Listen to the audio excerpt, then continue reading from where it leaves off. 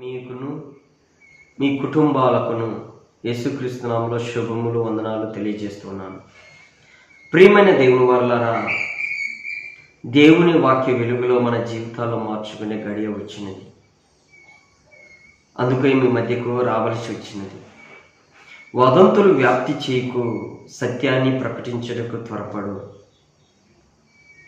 వదంతులు వ్యాప్తి చేయకు, సత్యాన్ని ప్రకటించుటకు త్వరపడు. నేటి ప్రపంచంలో TV, YouTube, Facebook, WhatsApp, television ఎన్నో వార్తలు జరిగినవి, జరుగుతున్నవి. ఎన్నో వదంతులు ఎక్కువ శాతం వ్యాప్తి చెందుతూ ఉన్నాయి. భూమి మీద చెడు వార్తలు వ్యాప్తి చేయట్లో నరుడు ముందుంటాడు. ప్రియమైన దేవుని వారలారా, ఒకనికి 7 మంది భార్యలు, వారికి పుట్టిన పిల్లలు 115 మందిని ఈ వదంతును ఈ లోకానికి అంతటికి వ్యాప్తి చేశారు. ఒకడు తన భార్యను తీసుకొని పోయాడు. తీసుకొని పోయిన వాని భార్యను ఇతడు తెచ్చుకున్నాడని ఒక వదంతును లోకానికి తెలియజేశారు. 2 ప్రేమికులు పెద్దలు ఒప్పుకోలేదని 2 విరువేసుకొని చనిపోయారు. ఇదొక వదంతు. ఈ వార్త లోకానికి త్వరితగా తీసుకొని పోయారు. బోరువేగా 60 అడుగుల్లోని నీళ్లు పడాయి. ఇదొక వదంతు.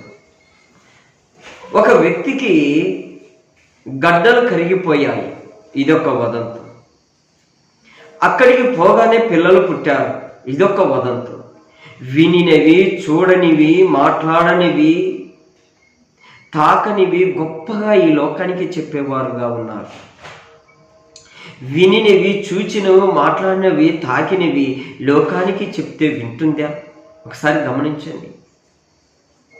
వదంతులైతే దినదినము వ్యాప్తి చేస్తున్నట్లు నిజము వ్యాప్తి చేయలేకపోతున్నామనే ఒక బాధ. అందుకే బైబిల్ గ్రంథంలో నిర్గమకాండం 23 అధ్యాయం 1వ వచనంలో రాయబడినట్లుగా లేని వార్తను పుట్టించకూడదు అన్నాడు. ప్రియమైన దేవుని వారలారా, నీ భార్య మీదనో, నీ భర్త మీదనో, నీ పిల్లల మీదనో, నీ సహోదరుల మీదనో నెపము వేయక ముందు ఒకసారి ఆలోచించేయండి. ఒక నిందె వేయక ముందు ఒకసారి ఆలోచించేయండి. నువ్వు చెప్పే మాట ఎంత దూరం వెళ్ళిపోతుందో, ఎంత దూరం వ్యాప్తి చెందుతుందో ఒక్కసారి ఆలోచించేయండి. ఎందుకనగా నీ సోదరుడే కదా, నీ భార్య కదా, నీ భర్తే కదా, నీ పిల్లలే కదా, వారిపైన ఒక్క నిందె వేయక ముందు, ఇతరులకు చెప్పక ముందు ఒక్కసారిగా నేను చెప్పే ఈ వార్త ఎంత దూరం వ్యాప్తి చెందుతుందో అని ఒక్కసారి గమనించండి. నువ్వు కళ్ళారా చూసింది, చెవులార వినింది, చేతులార తాకింది అది నిజమైతే నువ్వు ఈ లోకానికి ప్రకటించు, ఈ లోకానికి తెలియజేయి. ఈ లోకంలో ఎంతమంది జనులకు ఆ సత్యాన్ని ప్రకటించు. కానీ లేని వార్తను పుట్టించి, కాని మాటలు పలికించి, ఇతరులకు నీ గురించే, ఇతరుల గురించో నువ్వు తెలియజేస్తే అది లోకమంతా వ్యాప్తి చెందినట్లుగా, నిజము దాచిపెట్టుకున్నట్లుగా ఉంది. బూడిద కింద నిప్పు ఎలాగ దాచిపెట్టుకున్నదో నిజము కూడా అలాగనే దాచిపెడుతున్నారే తప్ప నిజమును బయటికి రానివ్వడం లేదు. అందుకే ఈ లోకంలో వదంతులు ముఖ్య స్థానం ఇస్తారు. జరగకపోయినా జరిగింది అన్నట్లుగా వార్తలు చూపిస్తున్నారు. ఈ లోకానికి నిజమైన వార్త ఏది ఉంది చెప్పండి? ఏది నిజమైన వార్త? ఏది? అన్ని అబద్ధాల వార్తలు ప్రకటించుతున్నారు, కానీ నిజమైన వార్త ప్రకటించడం లేదు. ద్వితీయోపదేశకాండం 4:9 వచనములో రాయబడినట్లుగా నీ కన్నులార చూచిన వాటిని మరువక ఉండునట్లు అవి నీ జీవిత కాలమంతయు నీ హృదయములో నుండి తొలగిపోవద్దు అన్నాడు. ఏదైతే నీ కన్నులార చూసావో, ఏదైతే నీ కళ్ళారు చూసిన వాటిని మరవకూడదు అంటున్నాడు. అసలు మరవకూడదు. అది జీవితకాలంలోను నీ హృదయంలో నుండి ఆ విషయము తొలగనివ్వు అన్నాడంటే ఒకసారి ఆలోచన చేయండి. నిజము నీలోనే ఉండాలి. నిజము అందరికీ తెలియజేయాలి. ఏది నిజమో అది సత్యాన్ని ప్రకటించాలి కానీ వదంతులు వ్యాప్తి చేయటం ద్వారా నీ భార్య నీకు దూరం అవుతుంది, నీ భర్త నీకు దూరం అవుతాడు, నీ పిల్లలు నీకు దూరం అవుతారు, నీ బంధువులు నీకు దూరం అవుతారు, నీ సహోదరులు దూరం అవడమే తప్ప నీకు మేలు చేసిన వాడు కాదు.